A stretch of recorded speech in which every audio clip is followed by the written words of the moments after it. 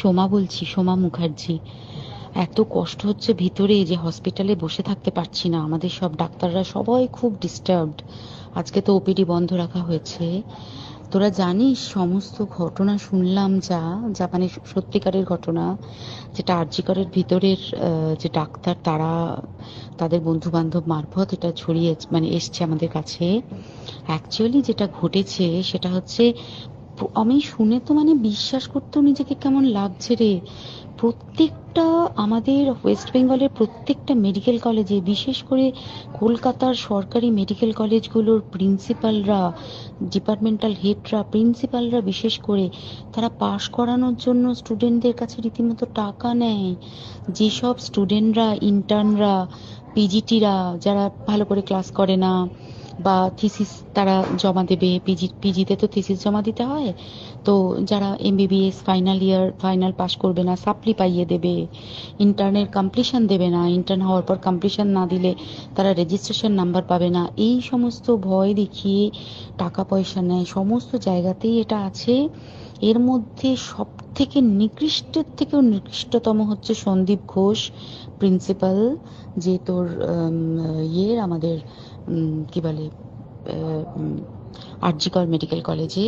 সেখানে ভাব যে ওনার একটা বিশাল নেক্সাস ছিল, যাতে উনি বেশ কিছু ইন্টার্ন, হাউস স্টাফ এদেরকে দিয়ে ওই নেক্সাসটা চালাতেন। তারা ওখানে একটা সেক্স র্যাকেট চালাতো, তারা একটা ড্রাগ র্যাকেট চালাতো। ড্রাগ র্যাকেট মানে ওই যে ওটাতে বলেছে না, ড্রাগ মানে শুধু ওই হেরোইন আর ব্রাউন সুগারের ড্রাগ খাওয়া বা মদ খাওয়া নয়।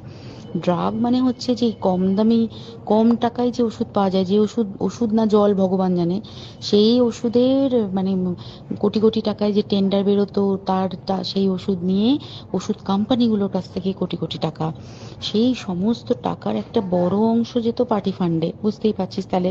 সেই জন্য পার্টির একদমই কাছের উনি, পার্টির মানে একদম খোদ মানে ওপর লেভেলের একদম আসল জায়গাকার কাছে। তো এবার উনি এই যে নেক্সাসটা চালাতেন, তাতে রীতিমতো কোন ইন্টার্নকে উনি পাশ করাবেন, কোন পিজিটিকে উনি থিসিস কমপ্লিট করাবেন, সেগুলো সব ভয় দেখিয়ে টাকা নিতেন। আর তার হয়ে কাজ করতো ওই ইন্টার্ন হাউস স্টাফের একটা পুরো বড় নেক্সাস। এবার এই মেয়েটির যে পিজিটি, মেয়েটি অত্যন্ত ভালো, সে তার থিসিসটা কমপ্লিট করাবে না বলে হুমকি দিচ্ছিল। সে এটা জানতে পেরে গিয়ে বলেছিল যে আমি এরকম কোনোভাবেই মেনে নেব না, আমি এর এর বিরুদ্ধে আমি যাব এবং আমি এর বিরুদ্ধে সব ফাঁস করে দেবো। তখন তাকে রীতিমতো ধমক দেওয়া হচ্ছিল। এটা চলছিল লাস্ট 6 মান্থস ধরে। 6 মাস ধরে তাকে হুমকি দেওয়া, তার প্রতি মানে বেশি বেশি প্রথমের দিকে কি করছিল, অত্যাচার করছিল। মানে কিরকম, বেশি বেশি করে নাইট ডিউটি দিচ্ছে, at a stress 36 hours duty, বেশি বেশি করে নাইট, বেশি বেশি করে খাটানো, এবং এগুলো সব জানে ডিপার্টমেন্টাল হেড, চেস্টের যে ডিপার্টমেন্টাল হেড সেও জানে, সিনিয়র পিজিটিরা সবাই জানে। প্রিন্সিপালের নির্দেশেই হচ্ছে এবং ওনার নেক্সাসের ছেলে মেয়েরাই কাজ করছে। তারা 6 মাস ধরে এটা করেছে। করার পরেও যখন ওকে আটকাতে পারেনি, তখন কি করেছে, ওই দিনকে ওরা ঠিক করেছে, যে দিনটাতে এই ঘটনাটা ঘটেছে, সেদিন কতখানি প্ল্যান্ড এবং গট আপ গেম দেখ।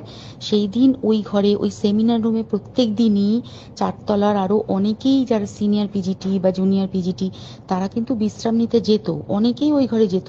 সেই দিনকে ও একা, ওকে বলেছে তুমি ঘুমিয়ে পড়ো, ওকে একা রেখে এসেছে। বাকিরা কাউকে যেতে দেয়নি, বলেছে ওই ঘরে আজকে ঘটনা ঘটছে, মানে কাজ হচ্ছে, ওই ঘরে কেউ যাবে না।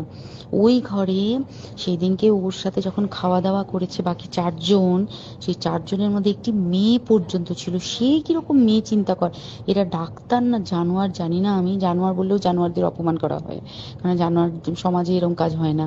তো ডাক্তার না কি আমি বলতে পারবো না। সেই ইন্টার্ন মেয়েটি আরেকটি ইন্টার্নের গার্লফ্রেন্ড। তো তার সাথে ওই পিজিটি মেয়েটি প্রচুর ঝগড়া হয়েছে। ঝগড়া হওয়ার পরে তারা তো হুমকি টুমকি দিয়ে চলে গেছে, দিয়ে তারপর বলেছে তুমি ঘুমো। এবার ও তো আর জানে না, ভালো মনে শুতে এসেছে। তারপরে তারা গিয়ে মদ টদ খেয়েছে, 7-8 জন মিলে চড়াও হয়েছে। এবং তোরা জানিস যে প্রথমে তার হাত দুটোকে দুপাশে 2 জন ধরে রেখেছে, এবং সেই কাজে সেই মেয়েটিও সাহায্য করেছে, ইন্টার্ন মেয়েটি। 2 জন ওকে পা দুটোকে টেনে জরাসন্ধের মতো ছিঁড়ে ফেলেছে, মানে ছেঁড়ার মতো করে টেনেছে, যাতে পেলভিক বোন ভেঙেছে, কলার বোন ভেঙেছে। মানে কি বিপর্যস্ত মানে বিধ্বস্ত, কি নৃশংস অত্যাচার করেছে। ওকে উল্টো দিক করে শুইয়েছে, পিঠের ওপর দিয়ে বুট পরে হেঁটে গেছে, মাথাটাকে এমন থেঁতলেছে যে মানে স্কাল ফাল রাপচার হয়েছে। এই সমস্ত করার পরে শ্বাসরোধ করে তাকে মেরেছে।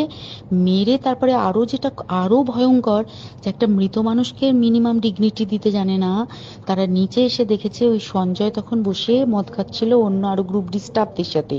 সঞ্জয় ছেলেটা হচ্ছে তার কাটা সঞ্জয় বলতো ওরা, ওকে বলে ফল গাই। মানে ওর একটু ওইসব আলুর দোষ আছে, ও যত্রতত্র যখন তখন প্রস্টিটিউট এলাকায় যায়। এবার দেখেছে যে একে দিয়ে যদি একটা রেপ করিয়ে দিতে পারি তাহলে ঘটনার মোড়টা অন্যদিকে ঘুরে যাবে। এইবার ওকে বলেছে, যা সেমিনার রুমে তোর জন্য রেখে এসেছি, যা তুই এবার গিয়ে কাজ করে দিয়ে আয়। ও এসে ওই ডেড বডি খেয়ে রেপ করেছে, যাতে তার ভ্যাজাইনাতে সিমেন্ট পাওয়া যায়। তো এবার এই হচ্ছে, প্লিজ আমি নাম করে ফেললাম সবকিছুই। কতজন আমি যে নামগুলো পাঠিয়েছি, এই সব ডাক্তাররা, এরা সব জড়িত জানিস। কিন্তু কেউ কোনো প্রমাণ নেই, প্রমাণ লোপাটের জন্য সেদিনকে ওই ইন্টার্ন এবং ডাক্তাররা যে ওইখানের যে বাথরুমটাতে হাত পা ধুয়েছে, রক্ত ধুয়েছে, সেইটাকে সাত তাড়াতাড়ি প্রমাণ লোপাটের জন্য ওই দেওয়ালকে ভেঙে দিয়ে তার মানে ওই বাথরুমের জায়গাটাকেই ভাঙতে হচ্ছে ওদের। ওখানে নাকি ওরা রুম বানাবে, কালকে দেখেছিস তোরা খবরে। আর বেশি বলতে পারছি না, মানে তোরা তো সবাই প্রোটেস্ট করিস, আমরা তো আমাদের দিক থেকে করছি, কিন্তু কিছুই হবে না। এই পোড়া দেশে কিছুই হবার নেই, শুধু ভেতরে ভেতরে গুমড়ে গুমড়ে কষ্ট পাওয়া। আর আগামী প্রজন্মের যে ডাক্তাররা বেরোবে, তারা যে ইন্টার্ন বা পিজিটি বা এই যাদের কাছে আমরা যাব ভবিষ্যতে, তারা কি ডাক্তার না কি আমি জানি না, কি নিয়ে তাদের কাছে আমরা যাব আর কি করেই বা আমাদের পরের প্রজন্মকে আমরা সুরক্ষিত রাখবো।